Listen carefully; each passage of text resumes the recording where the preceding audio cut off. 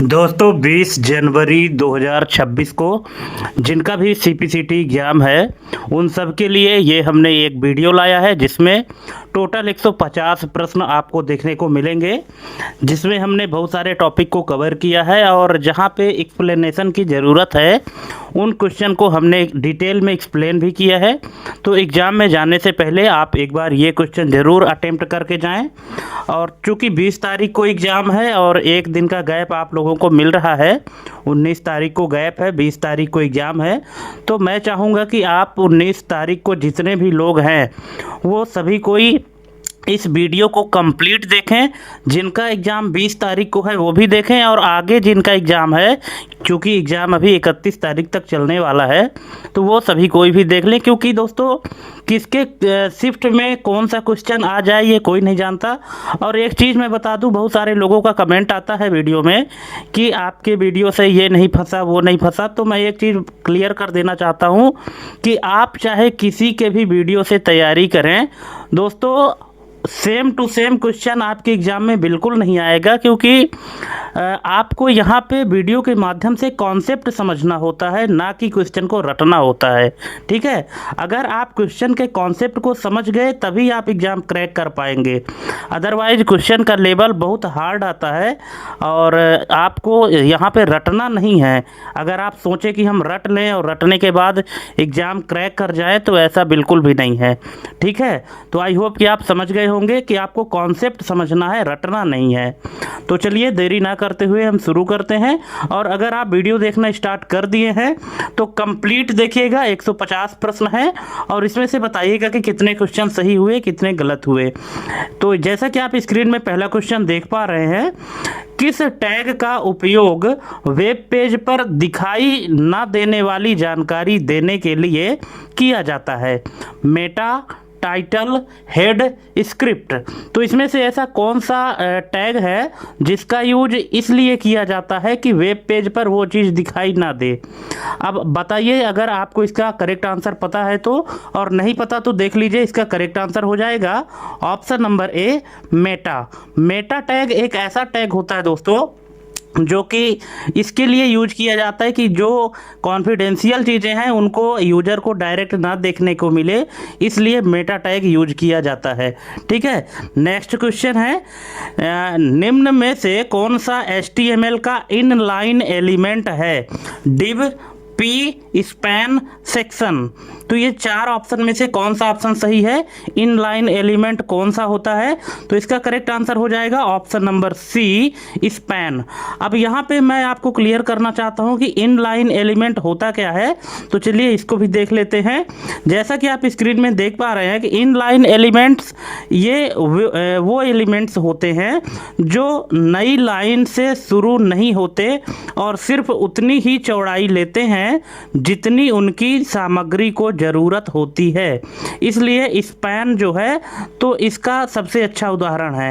ठीक है, आप समझ गए होंगे कि इनलाइन एलिमेंट्स क्या होते हैं, जो कि नई लाइन से शुरू नहीं होते हैं, उसी लाइन में यूज होते हैं। अगर आप HTML की कोडिंग किए होंगे तो आपको पता होगा। ठीक है, ये मतलब अननेसेसरी स्पेस नहीं लेते हैं, जितनी लंबाई चौड़ाई की इनका जो कंटेंट रहता है उसी के हिसाब से ये विड्थ लेते हैं। दो चीज़ होता है, एक इनलाइन एलिमेंट होता है, एक ब्लॉक एलिमेंट होता है। तो बाकी जो टैग हैं जैसे डिव हो गया, पी हो गया, सेक्शन हो गया, ये सभी क्या होते हैं? ब्लॉक लेवल एलिमेंट्स होते हैं। ये हमेशा एक नई लाइन से शुरू होते हैं और उपलब्ध पूरी चौड़ाई घेर लेते हैं। नई लाइन से शुरू होंगे और जितनी भी चौड़ाई मिलेगी उस पूरे को कवर कर लेते हैं, लेकिन इनलाइन एलिमेंट्स ऐसा नहीं करते है। ठीक है, तो इनलाइन एलिमेंट क्या होते हैं? जिनको स्टार्ट करने के लिए नई लाइन की ज़रूरत नहीं होती है, और ब्लॉक एलिमेंट वो होते हैं जिनको शुरू करने के लिए एक नई लाइन की आवश्यकता होती है। ठीक है, चलिए नेक्स्ट क्वेश्चन है, HTML में किस टैग का क्लोजिंग टैग नहीं होता है? BR, P, div, B. तो ऐसा कौन सा टैग है जो क्लोजिंग टैग नहीं होता? तो इसका करेक्ट आंसर हो जाएगा option number A, B R. B R tag क्या करता है? किसी भी लाइन को ब्रेक करता है। और क्लोजिंग टैग मतलब ये है दोस्तों कि HTML की कोडिंग में दो प्रकार के टैग होते हैं। एक होता है आपका पेयर टैग और दूसरा नॉन पेयर टैग या अनपेयर टैग। तो पेयर टैग वो टैग होते हैं जिनका ओपनिंग और क्लोजिंग दोनों होता है, लेकिन कुछ टैग ऐसे होते हैं जो अनपेयर होते हैं या नॉन पेयर टैग होते हैं। नॉन पेयर टैग वही टैग होते हैं जिनमें क्लोजिंग की आवश्यकता नहीं होती, उनको क्लोज करने की ज़रूरत नहीं होती है। तो इनमें से जो BR टैग है ये अनपेयर टैग है या नॉन पेयर टैग है, या इसको यूँ कहें कि क्लोजिंग टैग भी है। ठीक है, मतलब क्लोजिंग टैग नहीं है, सॉरी हमने यहाँ पे बोल दिया था क्लोजिंग टैग है, क्लोजिंग टैग ये नहीं है। ठीक है, तो आपको ध्यान रखना है। अब आपके क्वेश्चन में अगर पेयर और नॉन पेयर की बात आती है, वहाँ आप फिर से कंफ्यूज होंगे, तो आपको ध्यान रखना है कि पेयर टैग वे टैग जिनको ओपनिंग और क्लोजिंग दोनों की ज़रूरत होती है। ठीक है, और नॉन पेयर टैग जिनको सिर्फ ओपनिंग की ज़रूरत होती है, क्लोजिंग की ज़रूरत नहीं होती है। ठीक है, नेक्स्ट क्वेश्चन है HTML में यूजर से इनपुट प्राप्त करने के लिए किस टैग का प्रयोग किया जाता है? Form, input, text area, select. तो इसका करेक्ट आंसर हो जाएगा input, option number B. Input tag जो होता है तो ये फॉर्म टैग के अंदर यूज होने वाला टैग है, और इसके माध्यम से हम क्या करते हैं, इनपुट लेते हैं। नेक्स्ट है HTML टेबल का शीर्षक यानी टाइटल दिखाने के लिए किस टैग का उपयोग किया जाता है? HTML में जब हम टेबल बनाते हैं तो टेबल के अंदर जब हम टाइटल दिखाते हैं तो उसके लिए कौन सा टैग यूज करते हैं? Thread, TH, caption, TR। तो इसका करेक्ट आंसर हो जाएगा caption tag, option number C इसका करेक्ट आंसर हो जाएगा। नेक्स्ट है निम्न में से कौन सा HTML का सिमांटिक टैग है? तो यहाँ पे ऑप्शन है डिव, फॉन्ट, सेक्शन, स्पैन।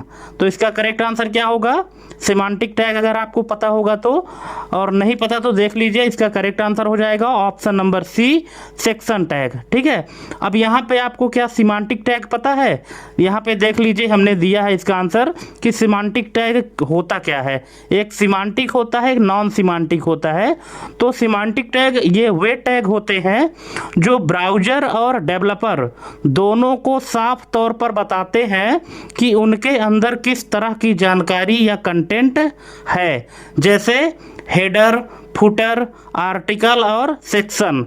ये जो टैग होते हैं तो ये सिमांटिक टैग के अंतर्गत आते हैं, और जो नॉन सिमांटिक होते हैं जैसे कि डिव और स्पैन, ये जैसे कुछ टैग नहीं बताते हैं कि उनके अंदर क्या है, वे बस एक खाली डिब्बे की तरह काम करते हैं।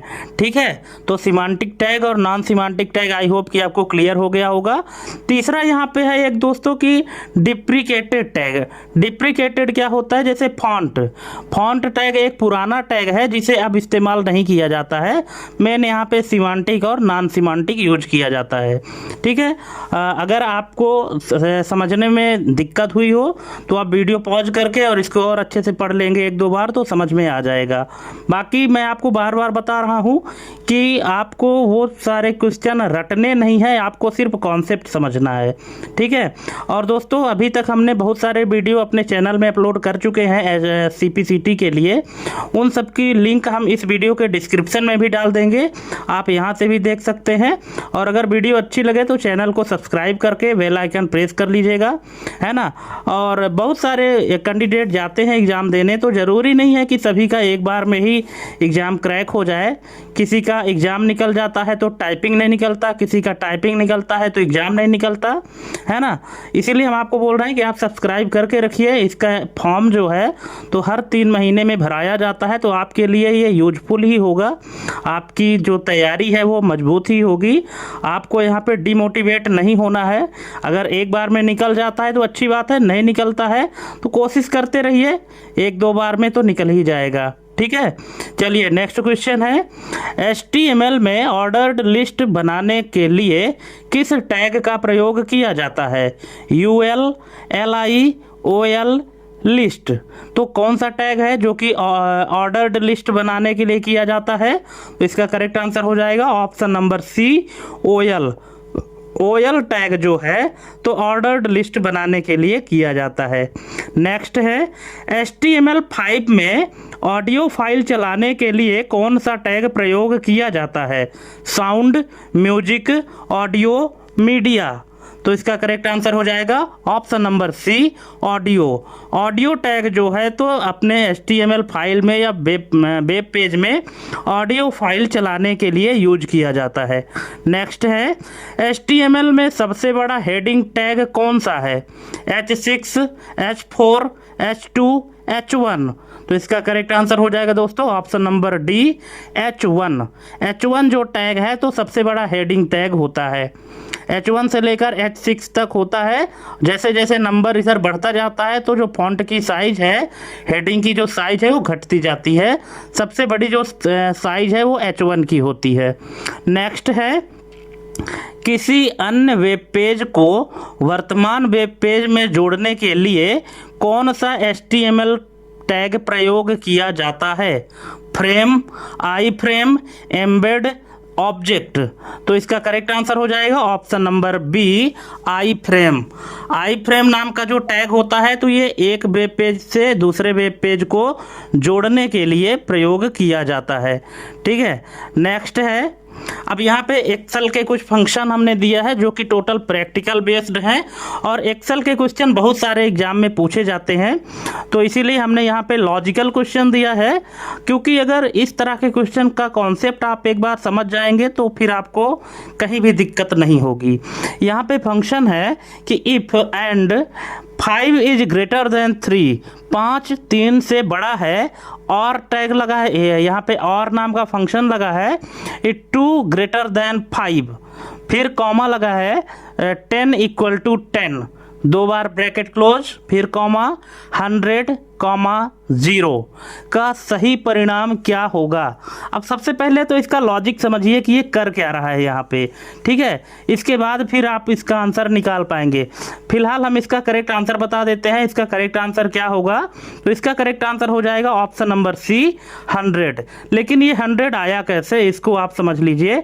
इसका 100 इस तरह से आया है, आप यहाँ पे देख सकते हैं, हमने एक्सप्लेन किया है कि पहला नंबर यहाँ पे है कि और नाम का जो यहाँ पे फंक्शन लगा है कि 2 ग्रेटर देन 5, ये बोल रहा है कि 2 5 से बड़ा है। क्या ये कंडीशन सही है? नहीं, बिल्कुल नहीं, ये गलत है। और फिर दूसरा दिया है कि 10 इक्वल टू 10। ठीक है, तो पहली कंडीशन तो फॉल्स हो गई, लेकिन जो दूसरी कंडीशन है वो क्या है? ट्रू है, क्योंकि 10 के बराबर है। ठीक है, और आपको भी पता है कि और नाम का फंक्शन ट्रू रिजल्ट कब देता है? कि जब दो में से कोई भी एक कंडीशन सही हो तब ये ट्रू रिजल्ट देता है। तो पहली कंडीशन फॉल्स हो गई, क्योंकि 2 जो है तो 5 से बड़ा नहीं है, ये फॉल्स हो गई कंडीशन। लेकिन 10 जो है तो 10 के बराबर है। ठीक है, इसलिए यहाँ पे 2 5 से जो बड़ा बता रहा है ये गलत है, लेकिन 10 10 के बराबर है, सही है। और फंक्शन में अगर एक भी बात सही हो जाए तो परिणाम क्या आता है? ट्रू आता है। अब दूसरी कंडीशन कहते हैं कि यहाँ पे जो एंड लगा है कि 5 इज ग्रेटर देन 3, ये बिल्कुल सही है। 5 जो है तो 3 से बड़ा है।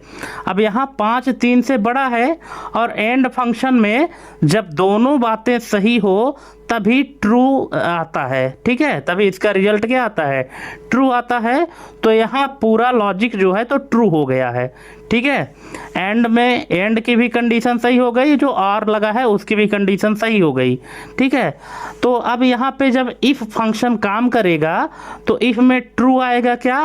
अगर ट्रू हो जाता है तो पहला रिजल्ट आता है, और अगर फॉल्स आता है तो दूसरा। तो यहाँ पे पहला रिजल्ट 100 है और दूसरा रिजल्ट 0 है। अगर कंडीशन ट्रू होती है तो 100 आएगा, और यदि फॉल्स आता है तो 0 आएगा, है ना। तो इफ़ फंक्शन में अगर कंडीशन सही हो तो यह पहला मान दिखाता है, यहाँ कंडीशन ट्रू है, इसीलिए परिणाम इसका क्या होगा? 100 होगा। दोस्तों क्वेश्चन थोड़ा सा लॉजिकल है, लेकिन आपको लॉजिक समझना पड़ेगा, रटना नहीं है जब तक आप इसको समझेंगे नहीं। तो बाकी जो फंक्शन है तो एक्सेल की हमारी एक और प्लेलिस्ट है हमारे चैनल ऑफिस नो प्रॉब्लम में, आप जाएंगे तो MS एक्सेल या माइक्रोसॉफ्ट एक्सेल के नाम से एक चैनल है, वो प्लेलिस्ट है, वहाँ पे पूरे जो फंक्शन है उन सबको हमने और डिटेल में बताया है। अगर आप अच्छे से सीखना चाहते हैं तो वहाँ से आप और डिटेल में सीख सकते हैं। बाकी यहाँ पे जो हम बता रहे हैं ये तो एग्ज़ाम ओरिएंटेड है, ठीक है। चलिए नेक्स्ट क्वेश्चन है, equal to count if. Count if नाम का फंक्शन है कि A1 कॉलन A5 और यहाँ पे कंडीशन दिया गया है, क्योंकि काउंट इफ क्या करता है, कंडीशन के आधार पर काउंटिंग करेगा। और डबल कोट में लिखा है ग्रेटर देन और इक्वल टू 10, या तो 10 से बड़ी या 10 से बराबर हो। तो यहाँ पे कंडीशन दिया है कि किस स्थिति में परिणाम 0 देगा, ठीक है। कंडीशन आप देख पा रहे हैं।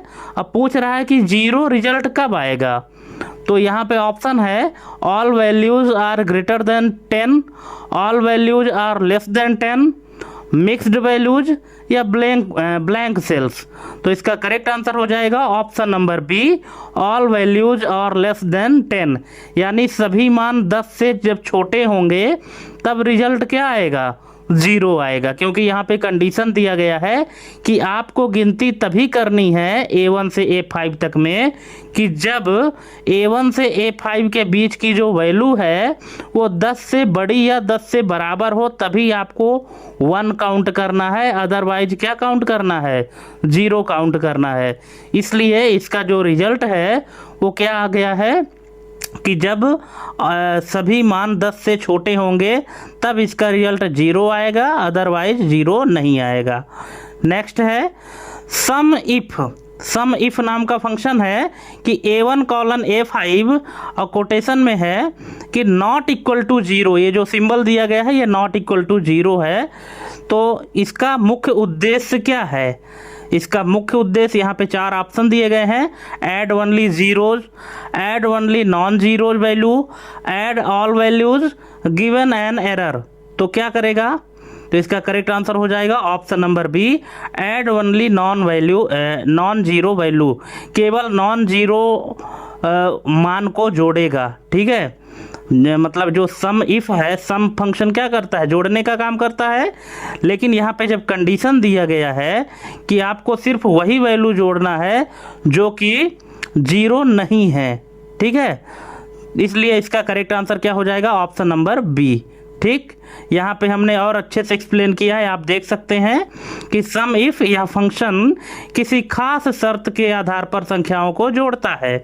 यहाँ पे नॉट इक्वल टू 0 है, यहाँ नॉट इसका मतलब है बराबर नहीं है, इसलिए नॉट इक्वल टू 0 है ना, का अर्थ है शून्य के बराबर ना हो।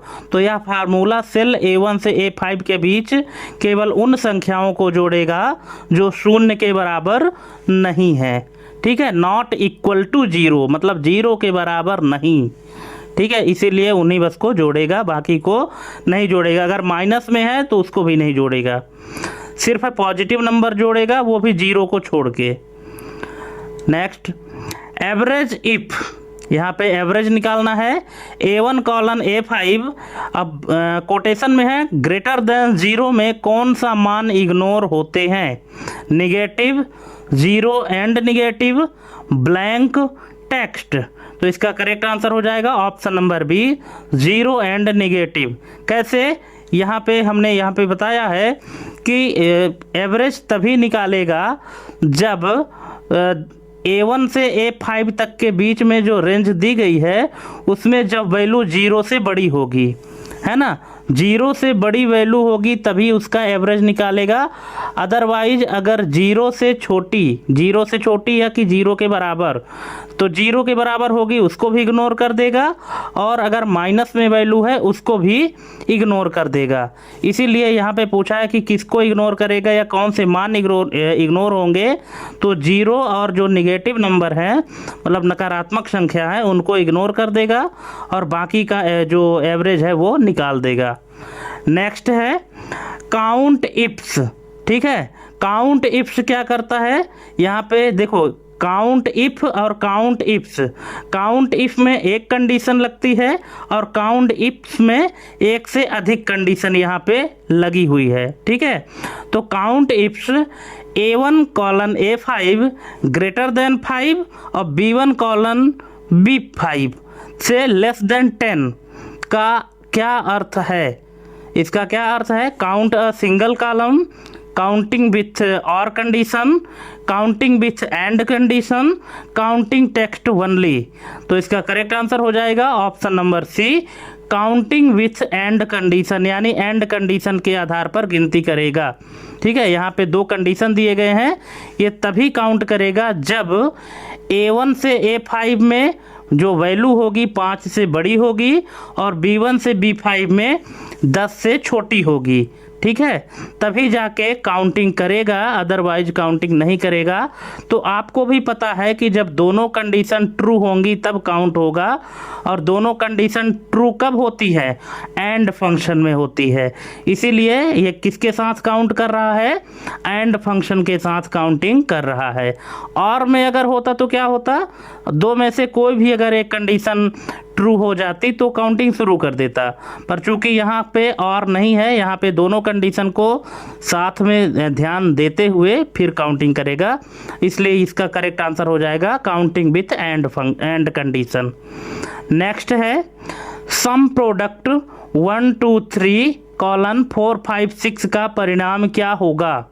यहाँ एक सम प्रोडक्ट नाम का फंक्शन है जिसमें ये अरे के वैल्यू दी गए हैं कि 1 2 3 और दूसरा है 4 5 6। इसका परिणाम क्या होगा? 32, 21, 56 या एरर देगा। तो इसका रिजल्ट क्या होगा?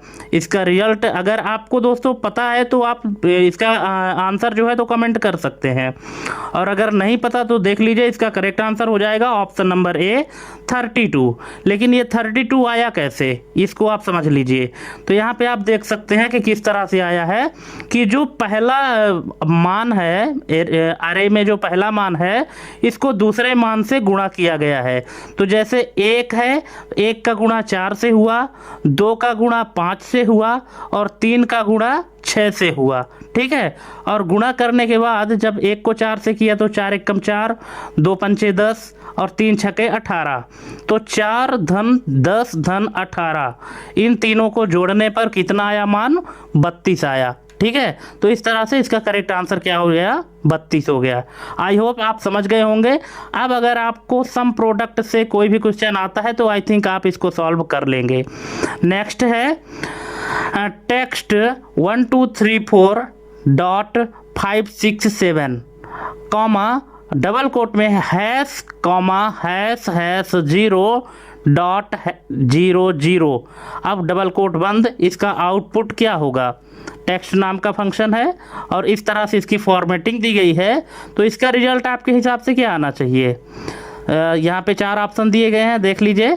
तो इसका करेक्ट आंसर आएगा ऑप्शन नंबर सी 1, 2, 3, 4.57। कैसे आया यहाँ पे देख लीजिए, हमने एक्सप्लेन किया है कि टेक्स्ट फंक्शन करता क्या है। यह किसी नंबर को आपके द्वारा दिए गए खास फॉर्मेट में बदल देता है। अब हमने इसको फॉर्मेट क्या दिया है?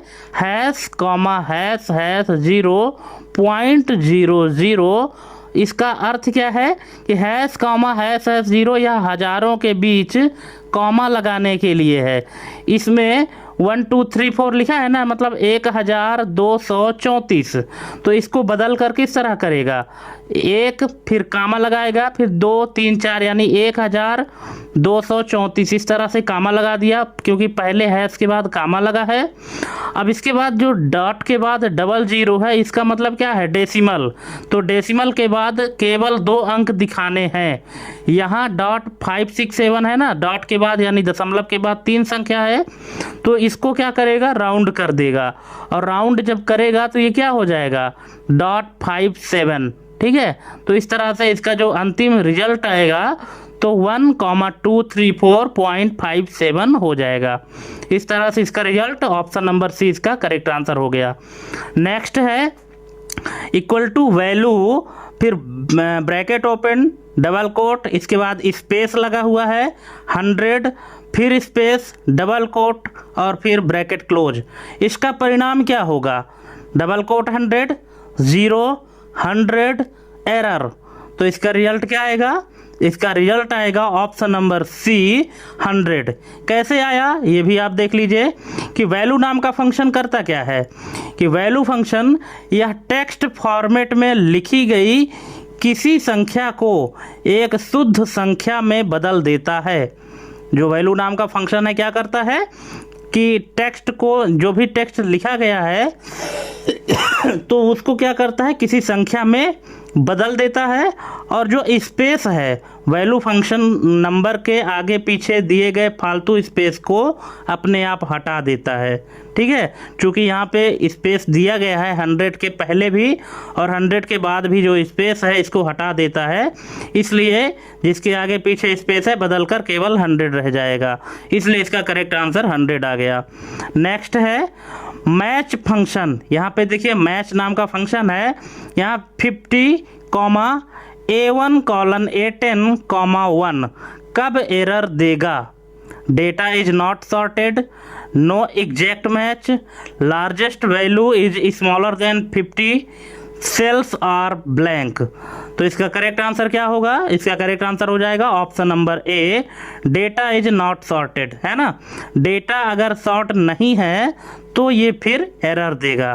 क्यों? इसका रीज़न यहाँ पे आप देख लीजिए कि जो चारों विकल्प हैं तो चारों विकल्प में से एरर बाकी में नहीं आएगा, लेकिन ए नंबर में एरर आएगा। क्यों?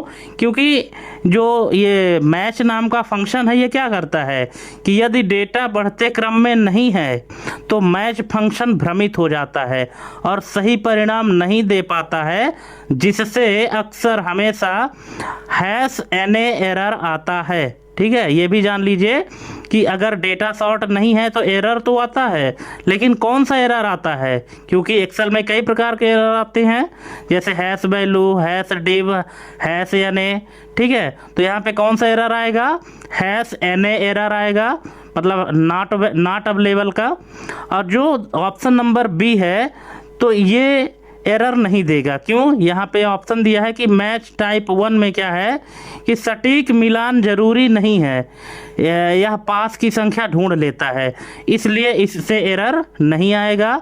जो सी नंबर है कि largest value is smaller than 50, अगर सबसे बड़ी संख्या भी 50 से छोटी होती है तो यह उसी का स्थान बता देगा, एरर नहीं आएगा। ठीक है, और जो डी विकल्प है कि सेल्स आर ब्लैंक, मतलब खाली सेल को आमतौर पर 0 माना जाता है जो 50 से छोटा है। एरर तब आता है जब रेंज पूरी तरह खाली हो, लेकिन मुख्य कारण सॉर्टिंग ही माना जाता है। इसलिए इस फंक्शन में जो मैच नाम का फंक्शन है तो एरर तभी देगा जब आपका डेटा सॉर्ट ना हो। और एरर कौन सा देगा? #NA का। ठीक है, नेक्स्ट है इंडेक्स A1 कॉलन C5, 0, 2 का अर्थ क्या है? Error, only 1 cell, all rows of column 2 या रोज 0। तो इसका करेक्ट आंसर हो जाएगा option number C, all rows of column 2, मतलब कॉलम 2 के सभी रोज। ठीक है, इंडेक्स में क्या बताया गया है? इंडेक्स नाम का फंक्शन कि A1 से C5 तक में 0, 2, इसका अर्थ है कि कॉलम नंबर 2 के सभी रो को यहाँ पे इंडेक्स करना है। कैसे? यहाँ पे देख लीजिए कि इंडेक्स फंक्शन क्या करता है, यह किसी चुनी गई रेंज में से डेटा निकालने का काम करता है। अब रो नंबर यहाँ पे क्या है? 0। जब इंडेक्स फंक्शन में रो नंबर की जगह 0 लिखा जाता है तो इसका खास मतलब होता है उस कॉलम की सभी पंक्तियाँ। अब कॉलम 2, इसका मतलब है कि हमें दूसरे कॉलम का डेटा चाहिए। ठीक है, तो यहाँ पे जो 2 लिखा गया है ना, तो ये कॉलम को बताया गया है कि A1 से C5 में कौन सा कॉलम चाहिए? दूसरे नंबर के कॉलम की सभी रो की वैल्यू चाहिए। नेक्स्ट है चूज 3। क्या चूज करना है? तीसरा। अब यहाँ पे डबल कोट में दिया है A, फिर है B, फिर C, फिर D। इसका आउटपुट क्या होगा? तो इसका आउटपुट हो जाएगा ऑप्शन नंबर C। क्यों? क्योंकि इसने तीसरा बोला है ना, तीसरा हमको चुनना है जो यहाँ पे टेक्स्ट लिखा गया है, क्योंकि डबल कोट में जो भी लिखा गया है वो सब किस में लिखा है? टेक्स्ट में है। तो इसका जो तीसरा टेक्स्ट है वो क्या है? सी है, कॉमा भी लगा हुआ है, इसलिए इसका रिजल्ट आ जाएगा सी, ऑप्शन नंबर सी। नेक्स्ट है सब्स्टिट्यूट। सब्स्टिट्यूट नाम का फंक्शन है। अब देख लीजिए सब्स्टिट्यूट क्या काम करता है। सब्स्टिट्यूट एक्सेल डैश 2019, फिर डबल कोट में है कामा, फिर डैश, फिर कामा, फिर डबल कोट ब्लैंक, फिर डबल कोट कामा 1। इसका परिणाम क्या होगा? यहाँ पे ऑप्शन दिया गया है Excel 2019, Excel space 2019, Excel dash 2019 या एरर। तो इसका रिजल्ट क्या आएगा? इसका रिजल्ट आएगा option number B, Excel space 2019। कैसे आया है इसको भी आप समझ सकते हैं अच्छे से। ये देखिए पूरा हमने एक्सप्लेनेशन दे दिया है दोस्तों, आप वीडियो पॉज करके भी इसको अच्छे से पढ़ सकते हैं। या किसी टेक्स्ट के अंदर एक खास हिस्से को हटाकर उसकी जगह दूसरा टेक्स्ट लगा देता है, क्योंकि सब्स्टिट्यूट का काम ही यही है। अब यहाँ पे जो डैश लगा हुआ है और जो ब्लैंक स्पेस है, तो यहाँ यह फार्मूला माइनस के निशान को हटाकर उसकी जगह स्पेस लगा रहा है ना। जो एक्सेल माइनस 2019 है, इस माइनस के स्थान पर क्या लगा रहा है? स्पेस लगा रहा है। और एक का अर्थ क्या है? इसका मतलब है कि केवल पहली बार आने वाले डैश को ही बदलना है। तो इस तरह से ये पहली बार ही आ रहा है एक्सेल के बाद डैश, इसको हटा करके स्पेस लगा दिया, इसलिए इसका रिजल्ट एक्सेल स्पेस 2019 हो गया। नेक्स्ट है फाइंड, फिर डबल कोट में है ई, कैपिटल ई है, फिर कॉमा एक्सेल, फिर कॉमा 2। तो इसका परिणाम क्या होगा? 1 2 3 4, 1 2 4 या एरर। तो इसका करेक्ट आंसर हो जाएगा 4। अब आप सोच रहे होंगे कि इसका रिजल्ट आखिर 4 किस तरह से आया। अगर आप जानना चाहते हैं तो देखिए, इसको हमने एक्सप्लेन किया है किस तरह से इसको यहाँ पे ढूंढा है। ठीक है, फाइंड फंक्शन क्या करता है? यह किसी शब्द के अंदर किसी खास अक्षर की स्थिति बताता है। जो फाइंड नाम का फंक्शन है तो किसी शब्द के अंदर किसी खास अक्षर की स्थिति बताता है। अब इसमें से खास अक्षर कौन सा है? ई है। ई की स्थिति हमको ढूंढनी है किससे? एक्सेल से। अब ई को खोजना है तो हमें एक्सेल में शब्द ई को कैसे ढूंढना है? 2 का अर्थ है, यहाँ पे हमने कंडीशन भी दिया है ना कि कौन से ई को ढूंढना है। तो यहाँ पे 2 लिखा है, तो 2 का अर्थ क्या है? इसका मतलब है कि खोज दूसरे से शुरू करनी है। दूसरा अक्षर क्या है? दूसरा अक्षर है एक्स। ठीक है, तो यहाँ से शुरू करनी है। पहले अक्षर में ई है, इसको छोड़ देना है, दूसरे को ढूंढना है।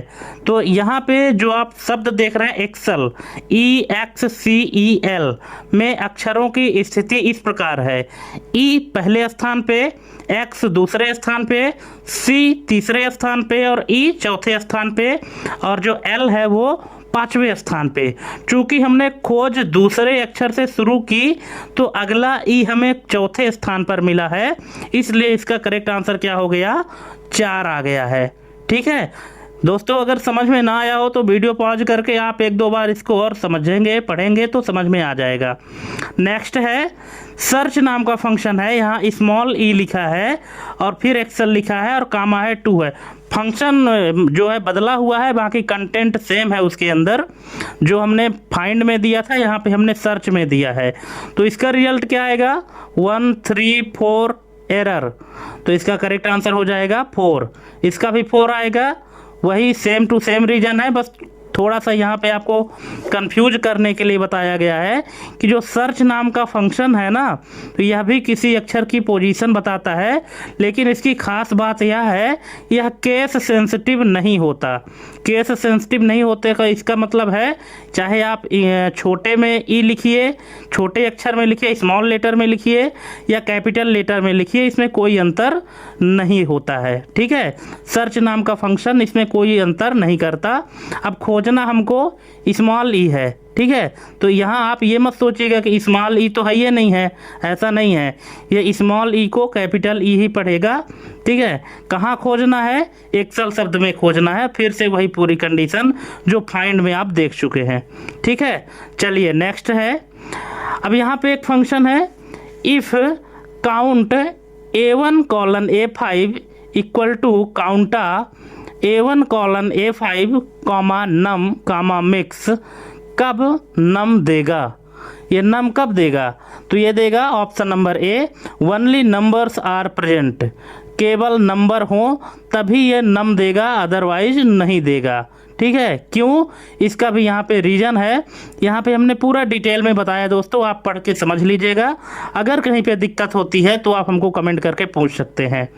नेक्स्ट है n एक्सेल प्लस 10 का परिणाम क्या होगा, 10 0 एरर एक्सेल 10, तो इसका रिजल्ट होगा ऑप्शन नंबर ए 10। कैसे, ये देखिए कि n नाम का फंक्शन क्या करता है, एक्सेल में n फंक्शन किसी भी टेक्स्ट को संख्या में बदलने की कोशिश करता है। यदि उसके अंदर कोई शब्द लिखा हो तो यह उसे शून्य में बदल देता है।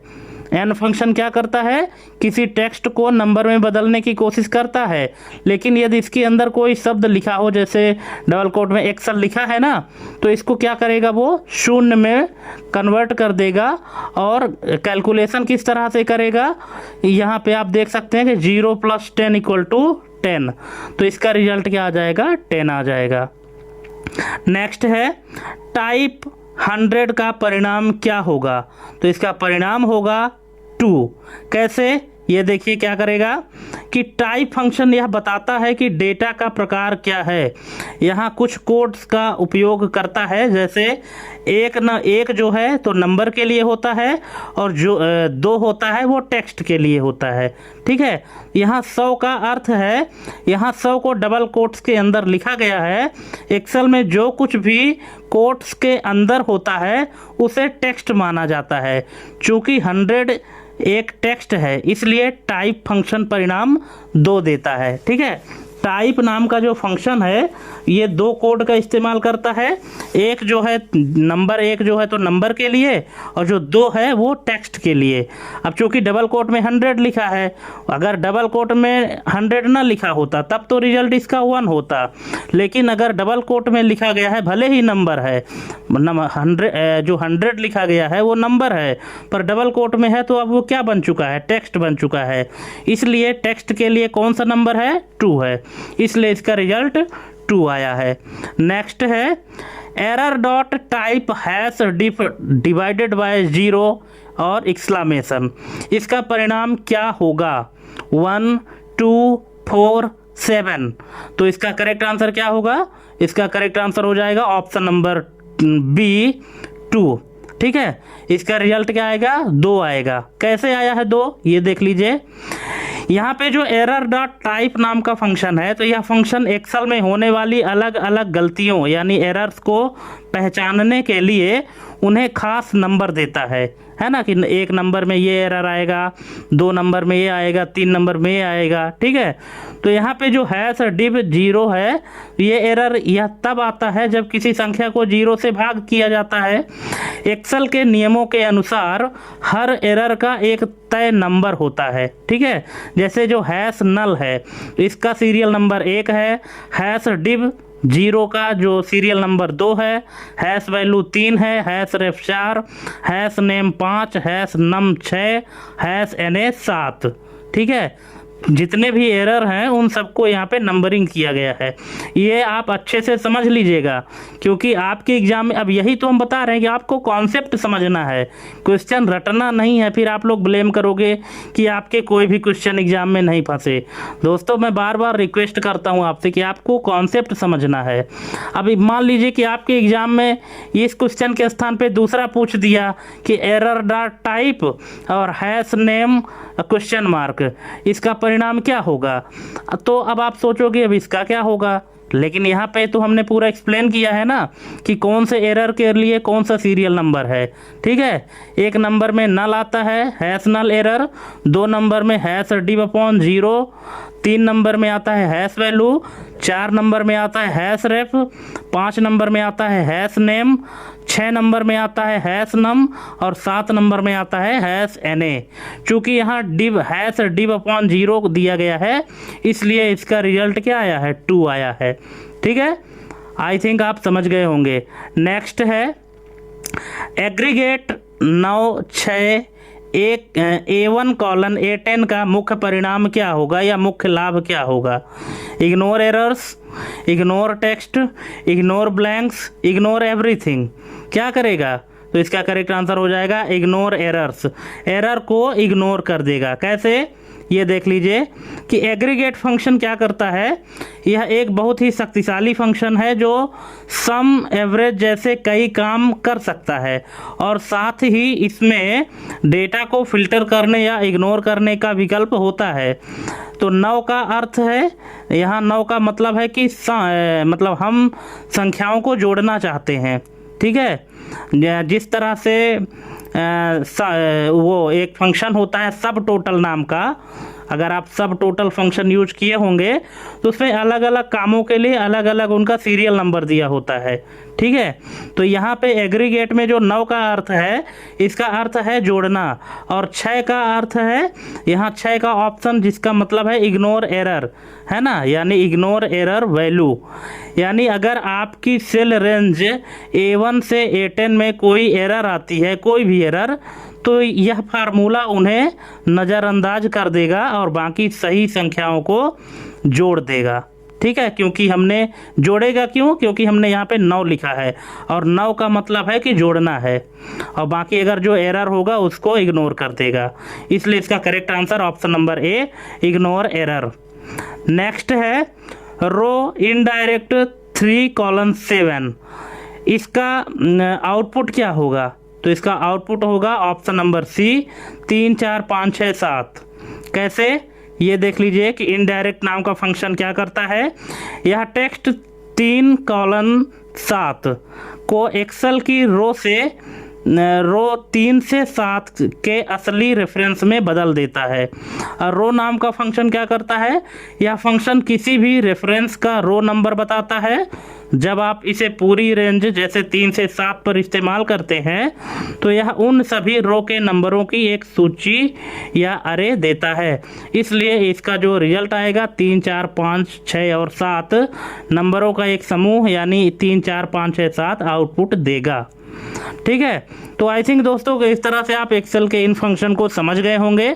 अगर यहाँ पे कहीं भी किसी भी फंक्शन में कोई डाउट है, एक्सप्लेनेशन में कोई डाउट है या आप नहीं समझ पाए हैं, तो आप कमेंट करके पूछ लीजिएगा, हम आपकी मदद करेंगे। नेक्स्ट क्वेश्चन है, यदि कोई कंपनी केवल अन्य कंपनियों को ऑनलाइन सामान बेचती है तो यह कौन सा ई कॉमर्स मॉडल कहलाता है। B2C, C2C, B2B या C2B। तो इसका करेक्ट आंसर हो जाएगा ऑप्शन नंबर सी, B2B यानी बिजनेस टू बिजनेस। ठीक है, नेक्स्ट है अमेजोन पर एक ग्राहक दूसरे ग्राहक को पुराना मोबाइल बेचता है, यह कौन सा मॉडल है। B2B, B2C, C2C या G2C। तो इसका करेक्ट आंसर हो जाएगा ऑप्शन नंबर सी, C2C यानी कस्टमर टू कस्टमर।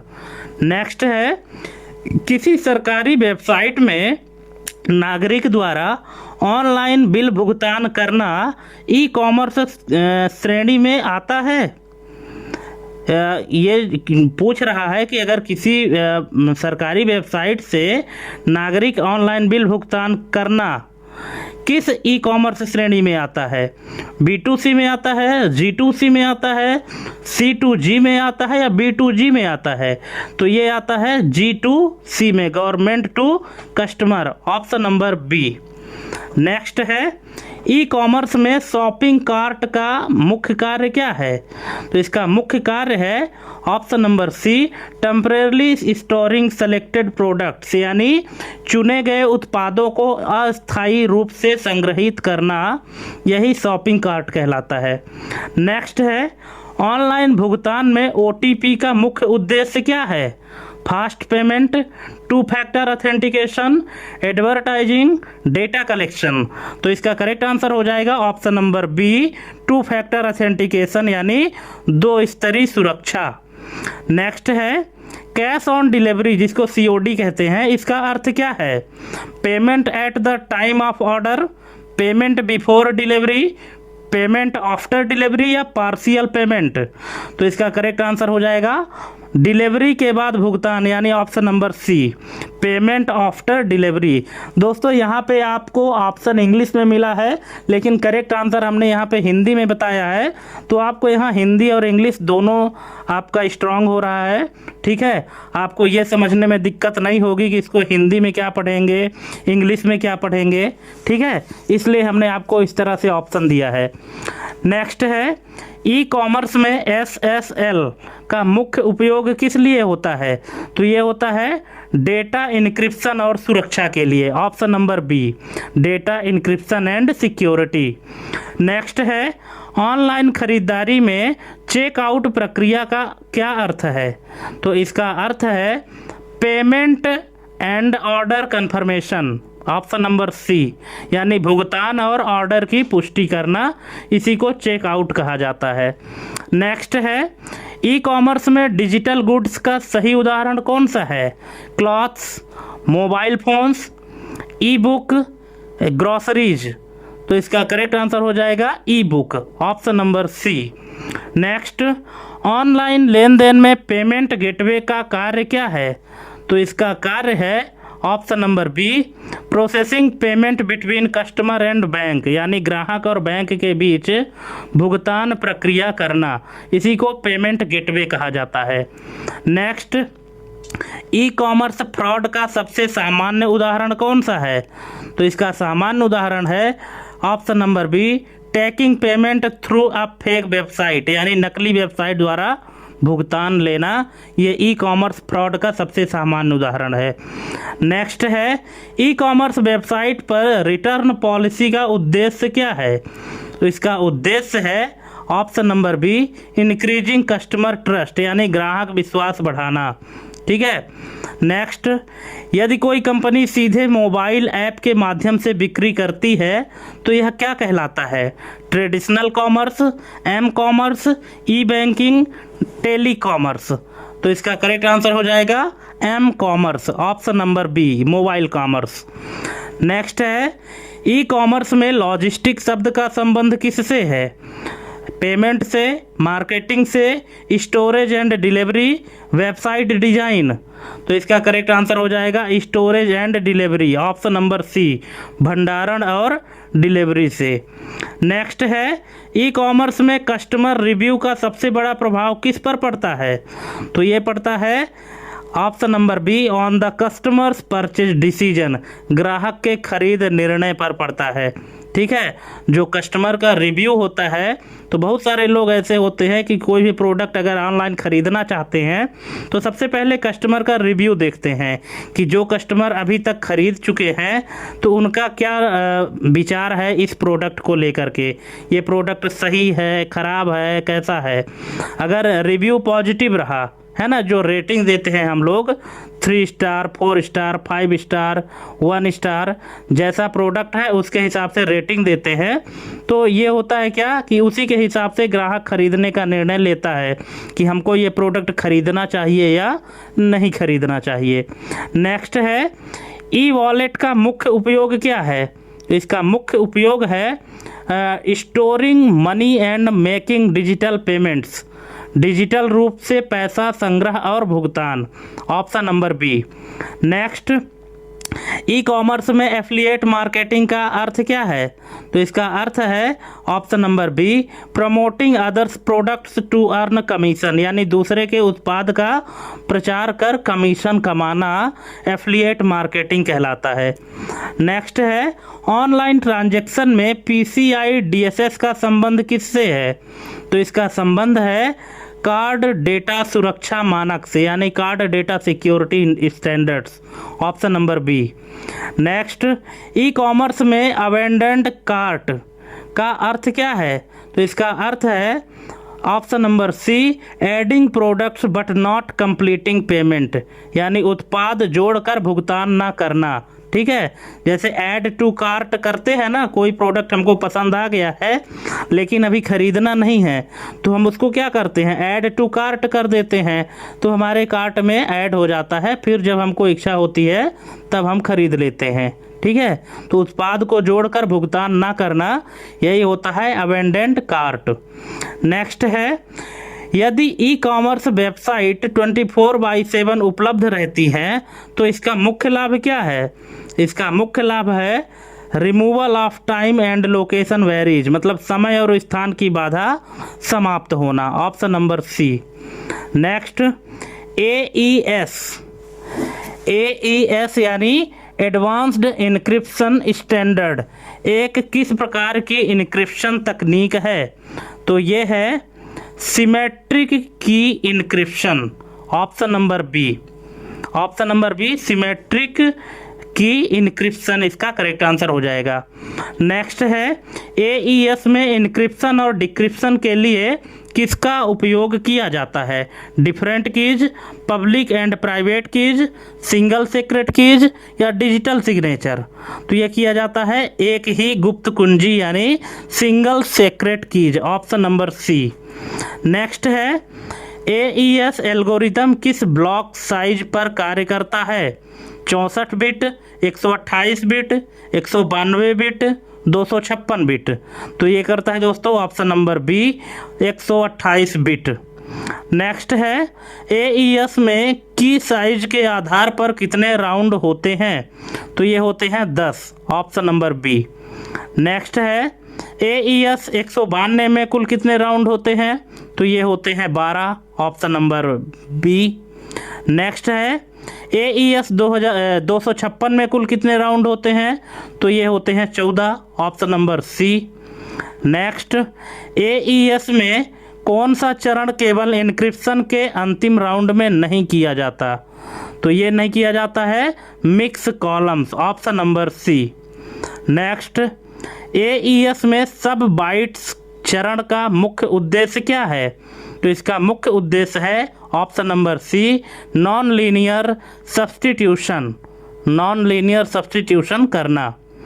नेक्स्ट है, AES में शिफ्ट रोज स्टेप का मुख्य कार्य क्या है? तो इसका मुख्य कार्य है option number B, cyclically shifting rows, यानी रो को साइक्लिकली शिफ्ट करना। नेक्स्ट, AES में ऐड राउंड कीज चरण में कौन सा ऑपरेशन होता है? एंड और एक्स और नॉट? तो ये होता है XOR. Option number C. Next, AES algorithm किस सिद्धांत पर आधारित है? तो ये आधारित है substitution permutation network. Option number B.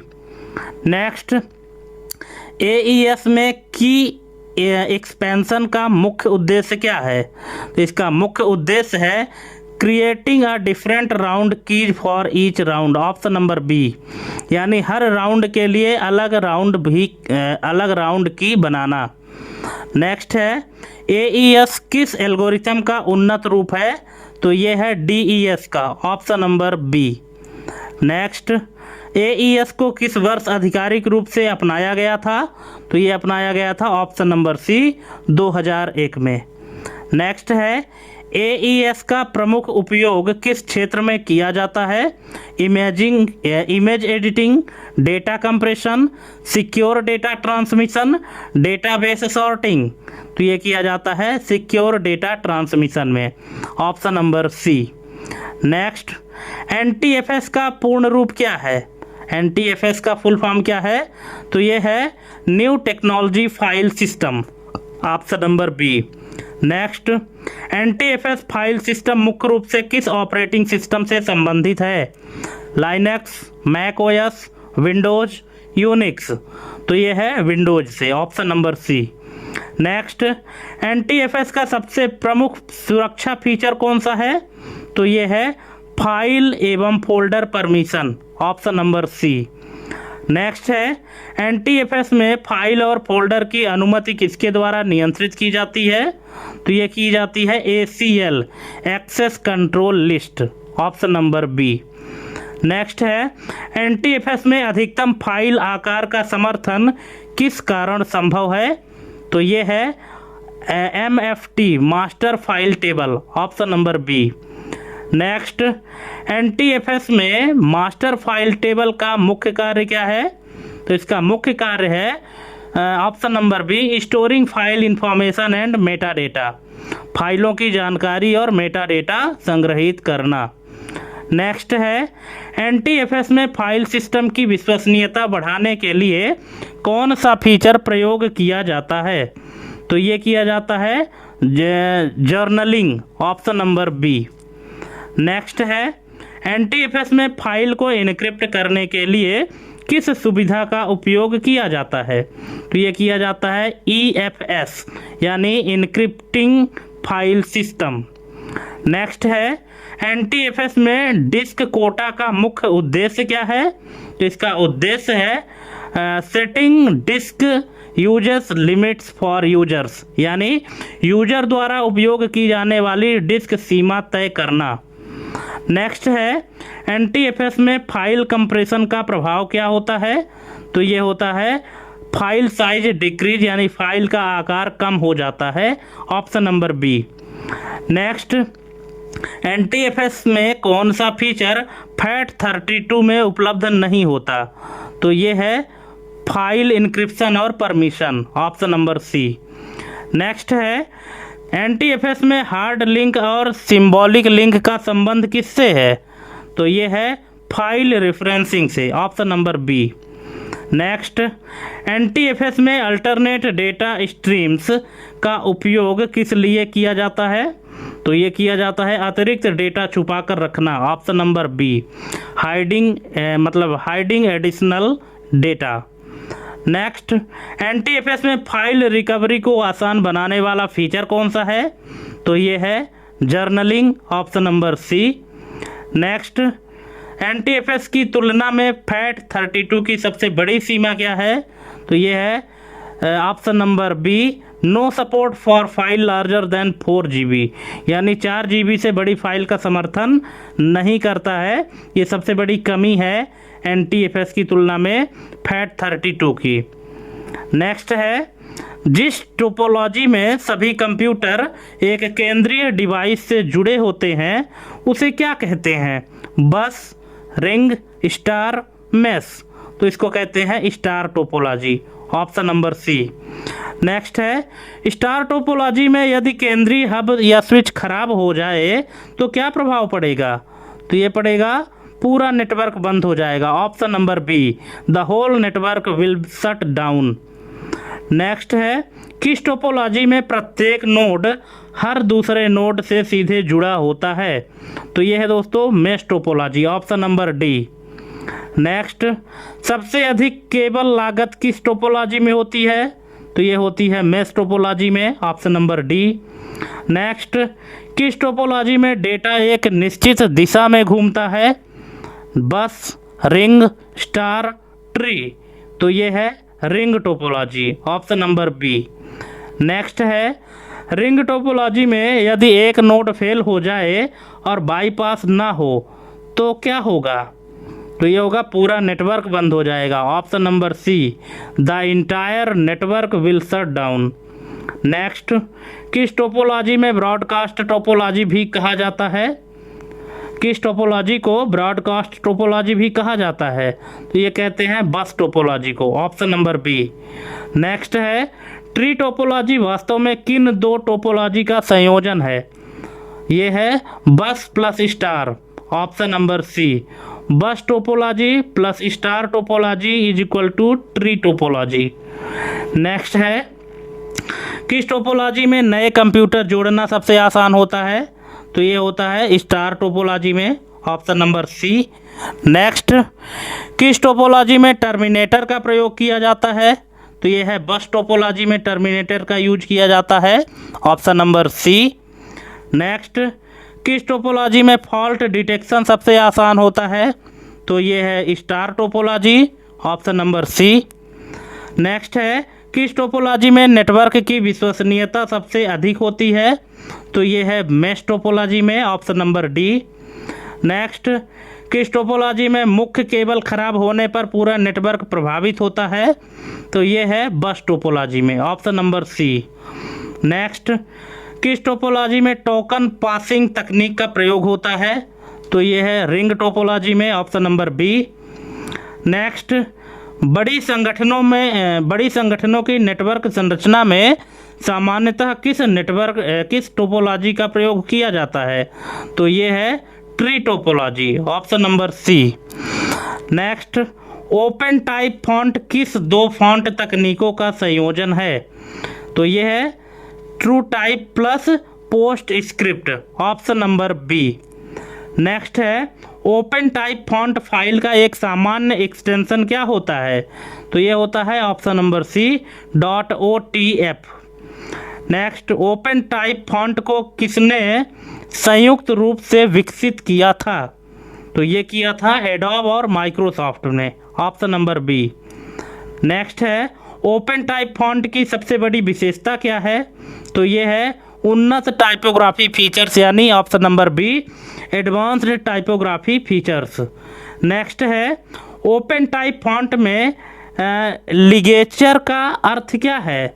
तो इसका अर्थ है दो या दो से अधिक अक्षरों को जोड़कर एक ग्लिफ बनाना, ऑप्शन नंबर बी कंबाइनिंग 2 और मोर लेटर्स इनटू 1 ग्लिफ। नेक्स्ट है, ओपन टाइप फॉन्ट में कर्निंग का मुख्य उद्देश्य क्या है? तो इसका मुख्य उद्देश्य है अक्षरों के बीच की दूरी नियंत्रित करना, controlling the distance between characters, option number B. Next है, ओपन टाइप फॉन्ट किस एनकोडिंग सिस्टम पर आधारित होता है? ASCII, EBCDIC, Unicode, binary? तो इसका करेक्ट आंसर हो जाएगा Unicode, option number C. Next, open type font में एक ही फॉन्ट फाइल से अनेक भाषाओं का समर्थन कैसे संभव है? तो ये है option number B Unicode character mapping से, option number B. Next, open type font में कौन सा फीचर पुराने स्टाइल के अंकों को सक्षम करता है? तो ये करता है figure style, option number B. Next, open type font का उपयोग कहाँ सबसे अधिक लाभदायक होता है? तो ये होता है डेस्कटॉप पब्लिशिंग और प्रिंटिंग में, ऑप्शन नंबर बी। नेक्स्ट है, ओपन टाइप फॉन्ट में कॉन्टेक्सचुअल अल्टरनेट्स का अर्थ क्या है? तो इसका अर्थ है आसपास के अक्षरों के अनुसार ग्लिफ बदलता है, option number C changing glyphs based on surrounding characters, option number सी।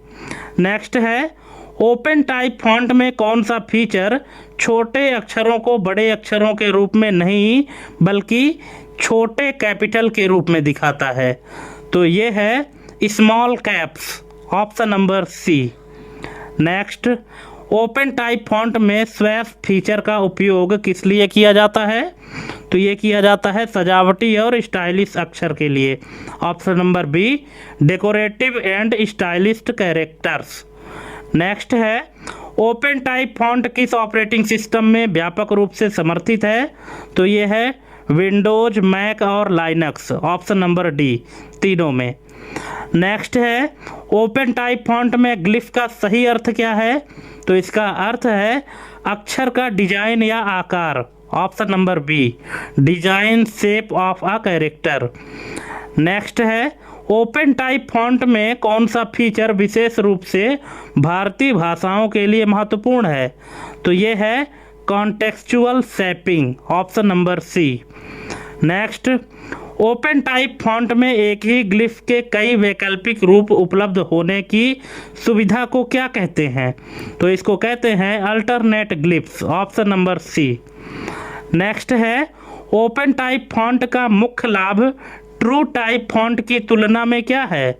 तो ये है उन्नत टाइपोग्राफिक नियंत्रण, यानी advanced typographic control, option number C. Next है, ओपन टाइप फॉन्ट में हिंटिंग का उद्देश्य क्या है? तो इसका उद्देश्य है स्क्रीन पर स्पष्ट प्रदर्शन, option number B clear display on screen.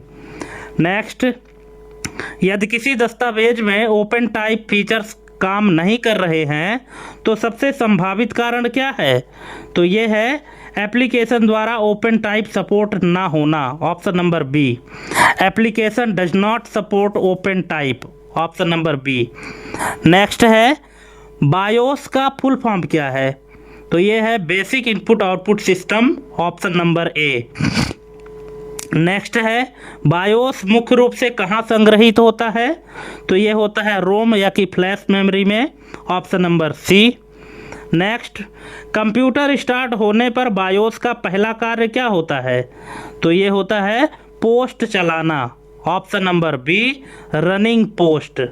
जब कंप्यूटर स्टार्ट होता है तो बायोस का पहला काम होता है रनिंग पोस्ट, पोस्ट को चलाना। नेक्स्ट है पोस्ट का फुल फॉर्म क्या है? तो ये है power on self test, option number C. Next, post प्रक्रिया का मुख्य उद्देश्य क्या है?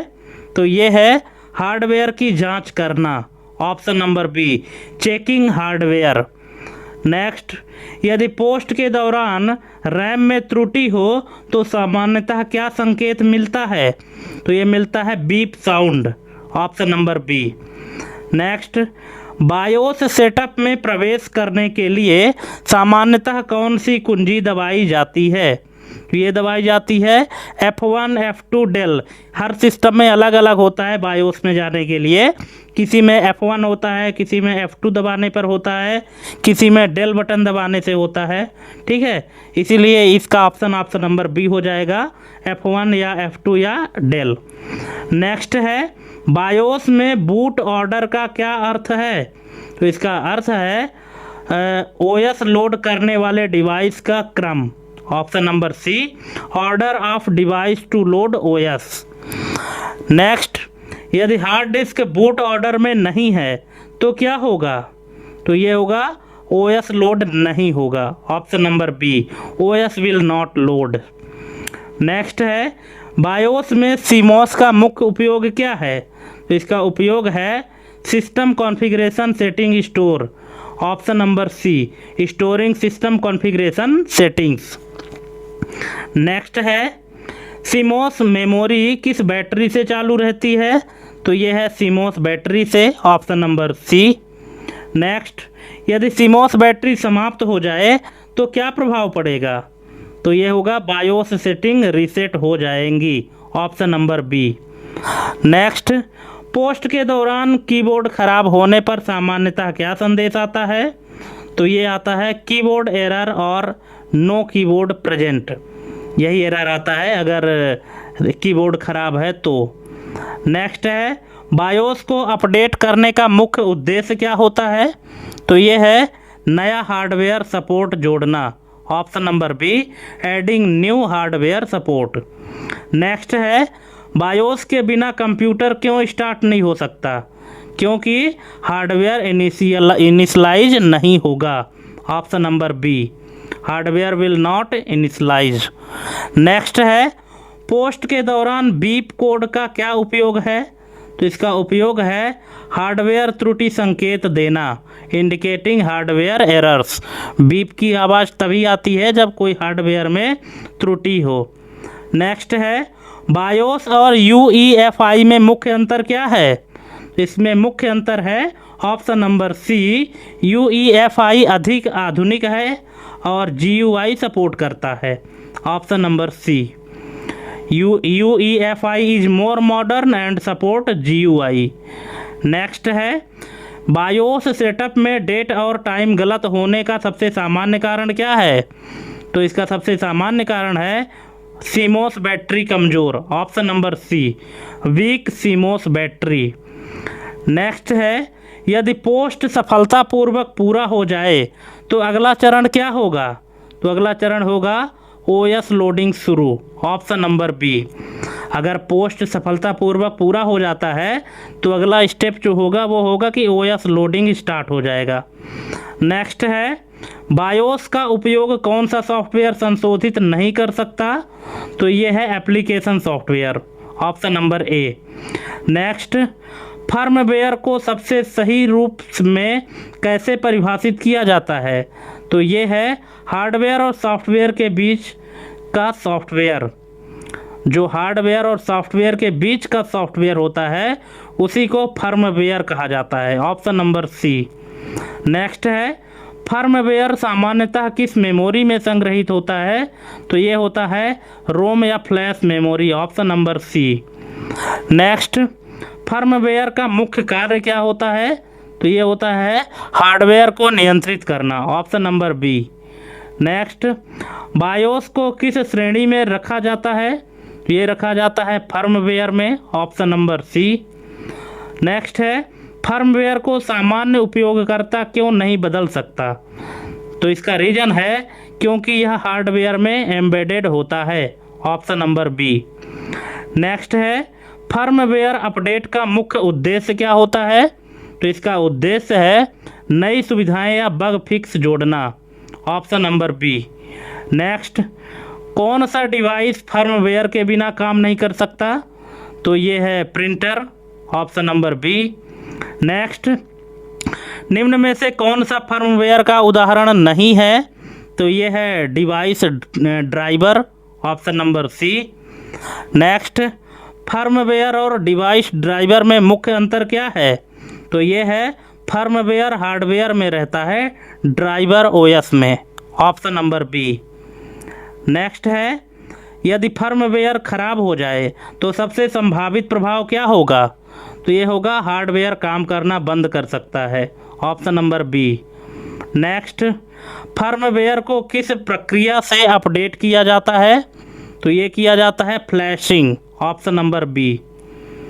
नेक्स्ट, फर्मवेयर किस स्तर पर कार्य करता है? तो ये करता है हार्डवेयर लेवल के बहुत निकट। Option number C. Next, embedded system में फर्मवेयर का क्या रोल होता है? तो ये है मुख्य नियंत्रण software. Option number C. Next है, फर्मवेयर को स्थायी क्यों कहा जाता है? तो इसको इसलिए कहा जाता है क्योंकि पावर बंद होने पर भी सुरक्षित रहता है। Option number B. नेक्स्ट और लास्ट है, निम्न में से कौन सा फर्मवेयर आधारित डिवाइस है? तो ये है स्कैनर। Option number B. तो दोस्तों, इस तरह से हमने आपको टोटल 150 प्रश्न कंप्लीट करा दिए हैं। अब इसके बाद भी अगर आपको कहीं पे कोई डाउट है तो आप कमेंट करके पूछ सकते हैं, और एग्ज़ाम में जाने से पहले इन सभी प्रश्नों को एक बार ज़रूर हल करिएगा, कंप्लीट वीडियो देखिएगा। अगर कहीं भी कोई डाउट है तो आप कमेंट करके पूछ लीजिएगा, ठीक है। और चलिए मिलते हैं हम अपने अगले वीडियो में, और थैंक्स फॉर वाचिंग हमारी ये कंप्लीट वीडियो देखने के लिए। आप सभी को एग्ज़ाम देने के लिए बेस्ट ऑफ लक, और आज के लिए बस इतना ही। मिलते हैं अपने अगले वीडियो में एक नए डेट के लिए। तब तक के लिए जय हिंद, वंदे मातरम।